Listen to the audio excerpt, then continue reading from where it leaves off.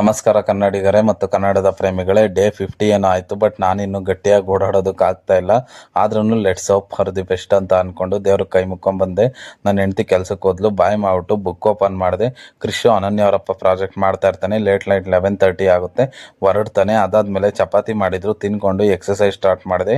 ನೀವು right and left ಎರಡು side 6 second hold ಮಾಡಿದ್ರೆ ಇದು ತುಂಬ ಒಳ್ಳೆ ರಿಸಲ್ಟ್ ಸಿಗುತ್ತೆ. ಅದಾದಮೇಲೆ ನೋವು ಸ್ವಲ್ಪ ಲೈಟಾಗಿ ಜಾಸ್ತಿ ಆಗಿತ್ತು, ಸೊ ಈಟ್ ಪ್ಯಾಕ್ ರೆಡಿ ಮಾಡಿಕೊಂಡೆ. ಈಟ್ ಪ್ಯಾಕಿಂದ ಬ್ಲಡ್ ಸರ್ಕ್ಯುಲೇಷನ್ ಚೆನ್ನಾಗಾಗುತ್ತೆ, ನೋವು ಕಮ್ಮಿ ಆಗುತ್ತೆ. ಅದಾದಮೇಲೆ ಮಧ್ಯಾಹ್ನ ಪಪ್ಸು ಮತ್ತು ಸೀಬೆಹಣ್ಣು ತಂದಿದ್ರು, ತಿಂದೆ.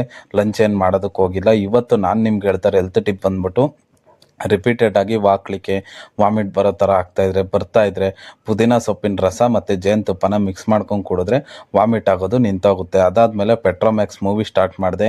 ರೇಟಿಂಗ್ ಕಮ್ಮಿ ಇದೆ, ಬಟ್ ನನಗೆ ಇಷ್ಟ ಆಯಿತು. ಅದಾದಮೇಲೆ ಸಂಜೆ ಹಾಲು ಕುಡ್ಕೊಂಡು ಬಿಸ್ಕೆಟ್ ತಿಂದು ನೈಟು ಮುದ್ದೆ ಮಾಡಿದರು, ತಿಂದ್ಬಿಟ್ಟು ಮಲಗಿದೆ. ದಯವಿಟ್ಟು ಸಪೋರ್ಟ್ ಮಾಡಿ, ಸಬ್ಸ್ಕ್ರೈಬ್ ಮಾಡಿ.